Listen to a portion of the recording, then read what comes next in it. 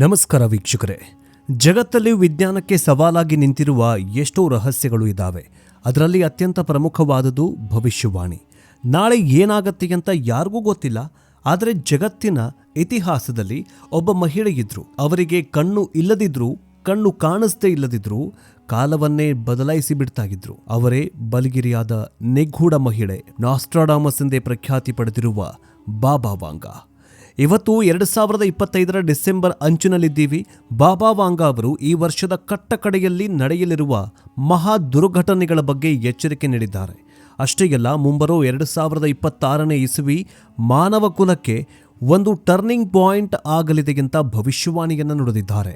2026ರಲ್ಲಿ Europe ಖಂಡದಲ್ಲಿ ಜನಸಂಖ್ಯೆ ಕ್ಷೀಣಿಸುತ್ತಾ ಲ್ಯಾಬೊರೇಟರಿಗಳಲ್ಲಿ ಮನುಷ್ಯನ ಅಂಗಾಂಗಗಳು ಸೃಷ್ಟಿ ಮಾಡಿ ಸಾವನ್ನೇ ಗೆಲ್ಲುತ್ತಾರ.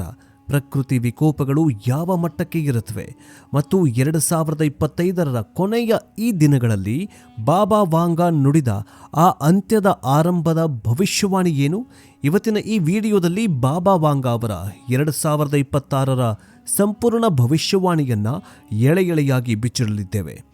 ಎದೆ ಗಟ್ಟಿ ಮಾಡಿಕೊಂಡು ಈ ವಿಡಿಯೋವನ್ನು ನೋಡಿ, ಯಾಕಂದರೆ ಅವರು ಹೇಳಿದ 85% ಭವಿಷ್ಯವಾಣಿಗಳು ಈವರೆಗೂ ನಿಜವಾಗಿದೆ.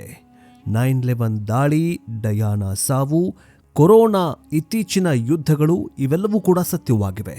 ಹಾಗಾದರೆ ಬನ್ನಿ ಕಾಲಜ್ಞಾನದ ಕರಾಳ ಪುಟಗಳನ್ನು ತಿರುವಿ ನೋಡೋಣ. ಈ ಕಾಲಜ್ಞಾನದ ಬಗ್ಗೆ, ಈ ಬಾಬಾ ವಾಂಗ ಬಗ್ಗೆ ನಿಮಗೇನನ್ಸುತ್ತೆ?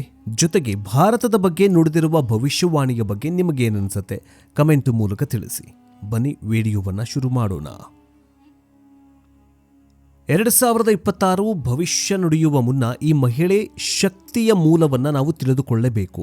1911ರಲ್ಲಿ ಜನಿಸಿದ ವಾಂಗೇಲಿಯಾ ಪಾಂಡೇವಾ ಡಿಯೋಟ್ರೋವಾ ಅಲಿಯಾಸ್ ಬಾಬಾ ವಾಂಗ ತಮ್ಮ 12ನೇ ವಯಸ್ಸಲ್ಲಿ ಒಂದು ಭಯಂಕರ ಚಂಡಮಾರುತಕ್ಕೆ ಸಿಕ್ಕಾಕಿಕೊಳ್ತಾರೆ. ಆ ಬಿರುಗಾಳಿ ಅವರನ್ನು ಎತ್ತಿ ಎಸೆದಾಗ ಅವರ ಕಣ್ಣುಗಳು ಮರಳು ತುಂಬಿ ದೃಷ್ಟಿ ಶಾಶ್ವತವಾಗಿ ಹೋಗುತ್ತೆ. ಆದರೆ ಕಣ್ಣು ಕಳೆದುಕೊಂಡ ಆ ಕ್ಷಣದಲ್ಲೇ ಅವರಿಗೆ ದೈವದೃಷ್ಟಿ ಪ್ರಾಪ್ತಿಯಾಯಿತು ಅಂತ ಹೇಳಲಾಗುತ್ತೆ. ಅವರು ಬರೆದಿಟ್ಟ ಯಾವುದೇ ಪುಸ್ತಕಗಳಿಲ್ಲ, ಆದರೆ ಅವರು ತಮ್ಮ ಅನುಯಾಯಿಗಳಿಗೆ ಹೇಳಿದ ಮಾತುಗಳು ಇಂದಿಗೂ ಕೂಡ ದಾಖಲಾಗಿವೆ. 5079ರವರೆಗೆ ಭವಿಷ್ಯವಾಣಿಯನ್ನು ಅವರು ಬರೆದಿಟ್ಟಿದ್ದಾರೆ.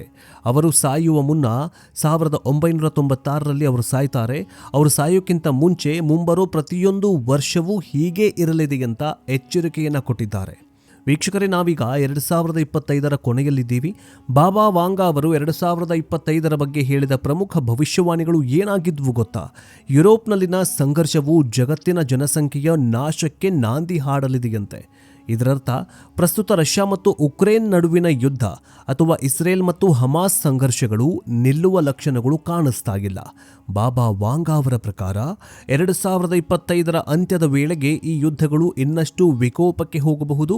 ಇದು ಕೇವಲ ಬಾಂಬ್ ಹಾಕುವ ಯುದ್ಧವಲ್ಲ, ಇದು ಆರ್ಥಿಕ ಯುದ್ಧ ಮತ್ತು ವಲಸೆಗಾರರ ಬಿಕ್ಕಟ್ಟು ಕೂಡ ಆಗುವ ಸಾಧ್ಯತೆ ಇದೆ. ತೀವ್ರ ಆರ್ಥಿಕ ಬಿಕ್ಕಟ್ಟು, ಚಿನ್ನದ ಬೆಲೆ ಏರಿಕೆಯಾಗುವ ಸಾಧ್ಯತೆಯಿದೆ ಅಂತ ಬಾಬಾ ವಾಂಗ ಭವಿಷ್ಯವಾಣಿಯನ್ನು ನುಡಿದಿದ್ದಾರೆ. 2026ರಲ್ಲಿ ಜಾಗತಿಕ ಆರ್ಥಿಕತೆಯಲ್ಲಿ ತೀವ್ರ ಆರ್ಥಿಕ ಬಿಕ್ಕಟ್ಟು, ಬ್ಯಾಂಕ್ ವೈಫಲ್ಯಗಳು ಮತ್ತು ಅಧಿಕ ಹಣದುಬ್ಬರ ಉಂಟಾಗಬಹುದು ಅಂತ ಎಚ್ಚರಿಕೆ ನೀಡಿದ್ದಾರೆ. ಈ ಅಸ್ಥಿರ ಪರಿಸ್ಥಿತಿಗಳಲ್ಲಿ ಚಿನ್ನದ ಬೆಲೆಗಳು ಅನಿರೀಕ್ಷಿತವಾಗಿ ಗಗನಕ್ಕೇರುತ್ತಾಗಿವೆ. 25ರಿಂದ 40% ಹೆಚ್ಚಾಗತ್ತೆ ಅಂತ ಭವಿಷ್ಯವಾಣಿಯನ್ನು ನುಡಿದಿದ್ದಾಳೆ ಈ ಬಾಬಾ ವಾಂಗ. ಈಗಾಗಲೇ ಹೆಚ್ಚುತ್ತಾ ಇರುವ ಚಿನ್ನದ ಬೇಡಿಕೆ ಮತ್ತಷ್ಟು ಹೆಚ್ಚಾಗುವ ಸಾಧ್ಯತೆಯಿದೆ. ಇನ್ನು ಭೀಕರ ನೈಸರ್ಗಿಕ ವಿಕೋಪ. 2026ರಲ್ಲಿ ಭೂಕಂಪಗಳು, ಜ್ವಾಲಾಮುಖಿ ಸ್ಫೋಟಗಳು ಮತ್ತು ತೀವ್ರ ಹವಾಮಾನ ಬದಲಾವಣೆಗಳ ಸಾಧ್ಯತೆಯಿದೆ. ವಿಶ್ವದ ಭೂಪ್ರದೇಶದಲ್ಲಿ ಸುಮಾರು 7ರಿಂದ 8% ಈ ವಿಕೋಪಗಳಿಗೆ ತುತ್ತಾಗತ್ತೆ ಅಂತ ತಮ್ಮ ಕಾಲಜ್ಞಾನ ಭವಿಷ್ಯವಾಣಿಯಲ್ಲಿ ಹೇಳಿದ್ದಾರೆ. ಮುಂಬರುವ ವರ್ಷದ ಹೊತ್ತಿಗೆ ಕೃತಕ ಬುದ್ಧಿಮತ್ತೆ ಪ್ರಮುಖ ಸ್ಥಾನದಲ್ಲೇ ಇರಲಿದೆ. ಕೈಗಾರಿಕೆಗಳು ಮಾನವ ಜೀವನದ ಮೇಲೆ ಪ್ರಾಬಲ್ಯವನ್ನು ಸಾಧಿಸುವ ಹಂತ ತಲುಪುತ್ತವೆ ಅಂತ ಹೇಳಿದ್ದಾರೆ.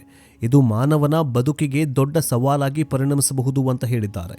ಎಐನ ಪ್ರಸ್ತುತ ಬೆಳವಣಿಗೆ ಗಮನಿಸಿದರೆ ಇವರ ಭವಿಷ್ಯವಾಣಿ ಸರಿಯಾಗಿದೆ ಅಥವಾ ಇದು ಕೆಲವೊಂದಿಷ್ಟು ಈ ಭವಿಷ್ಯವಾಣಿ ನಿಜವಾಗ್ತಾ ಇದೆಯಾ ಅನ್ನುವಂತಹದ್ದು ಅನುಮಾನ ಮೂಡ್ತಾ ಇದೆ. ರಷ್ಯಾದಿಂದ ಪ್ರಬಲ ಶಕ್ತಿಶಾಲಿ ನಾಯಕನ ಎಂಟ್ರಿ ಆಗತ್ತೆ.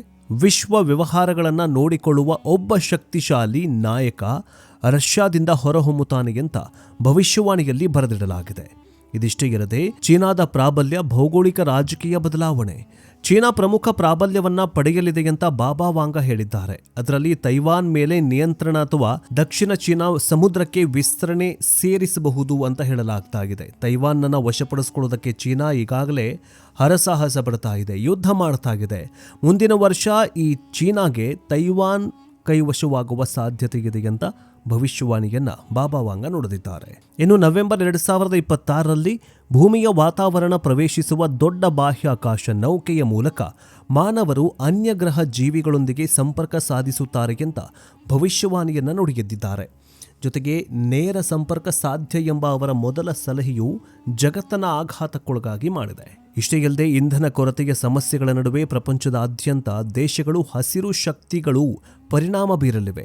ಭವಿಷ್ಯದಲ್ಲಿ ಮಾನವ ಅಗತ್ಯಗಳನ್ನು ಪೂರೈಸುವಲ್ಲಿ ಅವು ಪ್ರಮುಖ ಪಾತ್ರ ವಹಿಸಲಿವೆಯಂತೆ. ಅಂದರೆ ಪೆಟ್ರೋಲ್ ಡೀಸೆಲ್ ಕೊರತೆ ಉಂಟಾಗಲಿದೆಯಂತೆ. ಬಾಬಾ ವಾಂಗ ಅವರು ಏನು ಭವಿಷ್ಯವಾಣಿಗಳನ್ನು ನೋಡಿದಾರಲ್ಲ, ಅದರಲ್ಲಿ ಪೆಟ್ರೋಲ್ ಡೀಸೆಲ್ ಕಡಿಮೆಯಾಗತ್ತೆ, ಮನುಷ್ಯನಿಗೆ ದೊಡ್ಡ ದೊಡ್ಡ ಆಘಾತಗಳು ಬರುವ ಸಾಧ್ಯತೆ ಇದೆ ಅಂತ ಹೇಳಲಾಗಿದೆ. ಪೆಟ್ರೋಲ್ ಡೀಸೆಲ್ ಇಲ್ಲ ಅಂತಂದರೆ ಹೆಂಗೆ ಜೀವನ ಅನ್ನುವಂತಹ ಪರಿಸ್ಥಿತಿ ಬರಲಿದೆಯಂತೆ. ಇನ್ನು ಯುರೋಪ್ನಲ್ಲಿ ಜನಸಂಖ್ಯೆ ಕುಸಿತವಾಗುವ ಸಲಹೆಯನ್ನು ನೀಡಿದ್ದಾರೆ ಬಾಬಾ ವಾಂಗ. ಅಂದರೆ 2026ರ ಅಂತ್ಯಕ್ಕೆ ಆಘಾತಕಾರಿ ಭವಿಷ್ಯವಾಣಿಯನ್ನು ನುಡಿದಿದ್ದಾರೆ. ಯುರೋಪ್ ಖಂಡದ ಜನಸಂಖ್ಯೆಯಲ್ಲಿ ಭಾರಿ ಇಳಿಕೆ ಕಂಡುಬರಬಹುದು ಅಂತ ಹೇಳಿದ್ದಾರೆ. ಕಾರಣ ಒಂದು, ಜೈವಿಕ ಯುದ್ಧ ಭೀತಿ ಇದೆ.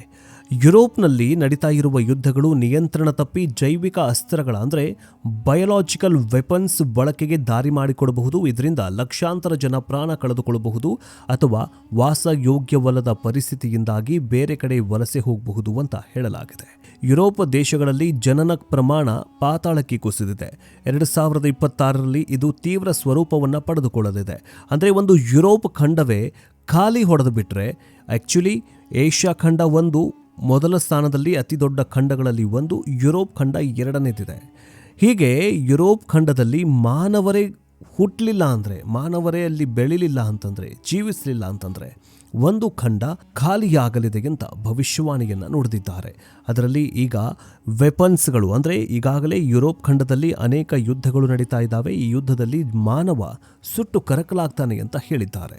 ಇನ್ನು ಎಲ್ಲವೂ ಕೆಟ್ಟದ್ದೇ ಆಗತ್ತೆ ಅಂತಲ್ಲ, ಬಾಬಾ ವಾಂಗ ಅವರು 2026ರ ಬಗ್ಗೆ ಒಂದು ಅದ್ಭುತವಾದ ಆಶಾದಾಯಕವಾದ ಭವಿಷ್ಯವಾಣಿಯನ್ನು ನುಡಿದಿದ್ದಾರೆ.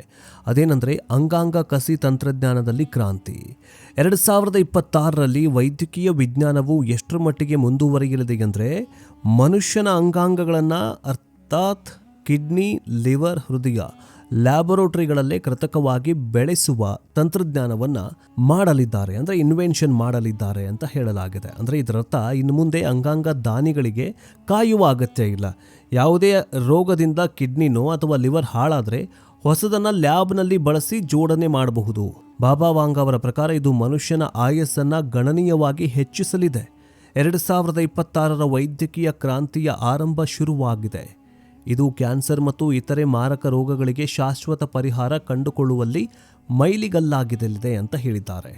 ಇನ್ನು ಇದಿಷ್ಟೇ ಅಲ್ಲದೆ ಹವಾಮಾನ ಬದಲಾವಣೆಯಿಂದಾಗಿ ಸೈಬೀರಿಯಾದ ಮಂಜುಗಡ್ಡೆ ಕರಗಿ ಅದರಲ್ಲಿ ಹುದುಗಿರುವಂತಹ ಪುರಾತನ ವೈರಸ್ಗಳು ಹೊರಬಂದು ಭಾರತ ಸೇರಿದಂತೆ ಏಷ್ಯಾದ ದೇಶಗಳಲ್ಲಿ ಹೊಸ ಸಾಂಕ್ರಾಮಿಕ ರೋಗ ಹರಡಬಹುದು ಅಂತ ಆತಂಕಕಾರಿ ಭವಿಷ್ಯವಾಣಿಯನ್ನು ಕೂಡ ನಡೆದಿದ್ದಾರೆ. ಕಳೆದ ಬಾರಿ ಅಂದರೆ 2019ರ ಡಿಸೆಂಬರ್ ಅಂತ್ಯದಲ್ಲಿಗೆ ಇದೇ ಟೈಮಲ್ಲಿಗೆ ಬಾಬಾ ವಾಂಗ ಅವರ ನುಡಿದ ಭವಿಷ್ಯವಾಣಿ ನಿಜವಾಗಿತ್ತು. ಕೊರೋನಾ ಹೆಮ್ಮಾರಿ ಬರುತ್ತೆ ಅಂತ ಇದೇ ಕಣ್ಣಿಲ್ಲದ ಕುರುಡೆ ಮಹಿಳೆ ಬಾಬಾ ವಾಂಗ ಭವಿಷ್ಯವಾಣಿಯನ್ನು ನುಡಿದಿದ್ರು. ಈ ಭವಿಷ್ಯವಾಣಿ ನಿಜವಾಗಿದೆ. ಆದರೆ ಅದೇನೇ ಆಗಲಿ, ಈ ಭವಿಷ್ಯವಾಣಿಗಳು ಎಷ್ಟರ ಮಟ್ಟಿಗೆ ನಿಜವಾಗುತ್ತೆ ಇಲ್ವೋ ಕಾದು ನೋಡಬೇಕು. ಆದರೆ ಕೆಲವೊಂದಿಷ್ಟು ಭವಿಷ್ಯಕಾರರು ನುಡಿದಂತಹ ಭವಿಷ್ಯವಾಣಿಗಳು ಇದುವರೆಗೂ ನಿಜವಾಗಿದೆ. ಮುಂದೆ ನಿಜವಾಗತ್ತೆ ಅಂತ ಭಾವಿಸಿದ್ದೀವಿ, ನೋಡೋಣ. ಈಗ ನಿಮಗೇನನ್ಸುತ್ತೆ ಕಮೆಂಟ್ ಮೂಲಕ ತಿಳಿಸಿ. ನೆಕ್ಸ್ಟ್ ಎಪಿಸೋಡ್ನೊಂದಿಗೆ ಮತ್ತೆ ಭೇಟಿಯಾಗೋಣ. ಜೈ ಹಿಂದ್, ಜೈ ಕರ್ನಾಟಕ.